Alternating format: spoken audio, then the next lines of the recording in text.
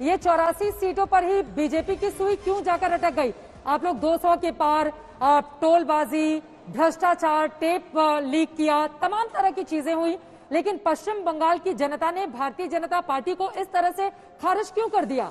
2019 वाला भी प्रदर्शन आप लोग दोहराते हुए वहां पर नजर नहीं आ रहे हैं। आपने भी बहुत सारी रैलियां की थी। देखिए चित्रा जी, आप भी वहाँ बुलेट रिपोर्टर बनकर पूरा बुलेट पे घूमी है, मैं भी वहाँ काफ़ी कैंपेन हमने किया।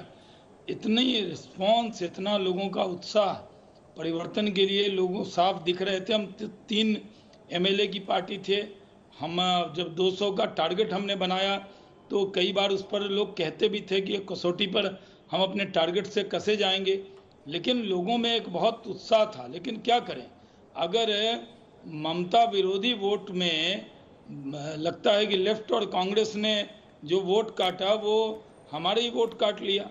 मतलब जो एंटी ममता वोट था और जो प्रो ममता जी का वोट था, जो दीदी के पक्ष का वोट था, वो एक तरफ वही रहा। ये तो मतलब वही हो गई ना, ये तो घुमाने वाली बात हो गई। आप स्पष्ट तौर पे बताइए ना कि बीजेपी 84 पर, 205 पर इस वक्त तृणमूल कांग्रेस, वो भी तब जब 10 सालों से ममता बनर्जी का वहां पर शासन है, सत्ता विरोधी लहर का वो सामना कर रही थी। उनके भतीजे का एक ऑडियो लीक हुआ जिसको लेकर आप लोगों ने खूब निशाना साधा, भ्रष्टाचार के आरोप लगाए, कोयले के मामले में वहां तक जांच एजेंसी पहुंच गई उनके घर के अंदर पूछताछ करने के लिए।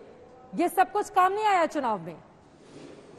नहीं, ये सही है कि वहाँ मान लीजिए 205 सीट पर अगर वो आगे हैं, इसका मतलब जो भी वहाँ करप्शन या भ्रष्टाचार हुआ है उससे मुक्ति मिल जाएगी, जो मुकदमे वो ख़त्म हो जाएंगे। या लोकतंत्र में अगर कोई जीत जाता है तो जो वहाँ जुल्म ज़्यादतियाँ थीं, जो कोयले में चोरी थी, जो मुद्दे हमने उठाए, वो मुद्दों पर कोई जनमत संग्रह थोड़ी था। हमने जो मुद्दे उठाए वो सही मुद्दे उठाए। और ये सही है कि वो वोटों में जो उनका वोट था, जो हम देख रहे थे कि वो काफ़ी कम होना चाहिए, वो नहीं रहा। और उन्होंने जो ध्रुवीकरण करना चाहा वो कर लिया। और हमारे यहाँ जो सर, ध्रुवीकरण के जरिए 205 सीटें कोई कैसे हासिल कर लेगा? ध्रुवीकरण नहीं, आप मुस्लिम तुष्टीकरण कहिए। आपको लग रहा है कि 25 से 30% की आबादी 205 सीटें दिलाने में ममता बनर्जी को मदद कर सकती है? मैं उस भरम का व्यक्ति नहीं हूँ। मैं खुद 6 लोकसभा चुनाव लड़ा हुआ व्यक्ति हूँ। सिर्फ ऐसे नहीं आपके साथ बैठा, मेरा खुद का अनुभव है। 10 जगह मैं चुनाव प्रचार करता रहा हूँ। मैं ये मानता हूँ कि 200 उनको जो आंकड़े मिल गए हैं उसका मतलब नहीं कि उनकी सारी सहमति है। ऐसा नहीं होता कि अगर 70% हिंदू है तो सारे हमें वोट करेंगे, या 30% मुस्लिम है तो सारे उनको करेंगे। लेकिन ये सही है कि वो तुष्टीकरण के राह पे चल रही थी। वो दुर्गा पूजा के पंडाल के लिए, विसर्जन के लिए कोर्ट जाना पड़ता था।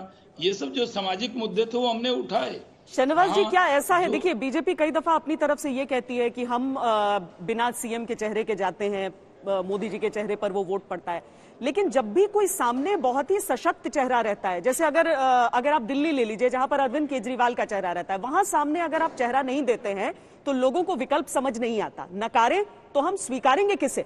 यहां पर कहीं ऐसा आपको लग रहा है कि एक बांग्ला चेहरा न होना, एक धरती पुत्र या पुत्री न होना आपका नुकसान कर गया? देखिए, ये सही है कि कई जगह जब हम उम्मीदवार, जैसे यूपी में हमने नहीं बनाया, हमने मध्य प्रदेश, यहाँ महाराष्ट्र में नहीं बनाया था, हरियाणा ने नहीं बनाया, तब भी हम जीते थे। लेकिन यहाँ ये सही है कि हमने किसी को मुख्यमंत्री का उम्मीदवार नहीं बनाया था। एक सामूहिक नेतृत्व में, कलेक्टिव नेतृत्व में बंगाल के लोग चुनाव लड़ रहे थे। लड़वाने वाले लोग हो सकते हैं। अगर प्रशांत किशोर ममता जी को लड़ाने बिहार से चले जाएं तो वो अंदरूनी हो जाएं, और शाहनवाज हुसैन अगर बिहार से जाके वहां प्रचार करने चला जाए तो वो बाहरी हो जाए। ये तर्क नहीं होता, लेकिन वो ये तर्क दे रही थी लोगों को, हमें बाहरी बता रही थी। बांग्लादेशी जो घुसपैठ करके आए हुए हैं वो स्थानीय हो गए और हम अपने देश में बाहरी हो गए। ऐसा थोड़ी होता है। जनता किसकी बात को स्वीकार कर ले, उसकी बात को समझ ले, छोटे से सही है, जीत कौन समझाने में कामयाब हो जाए।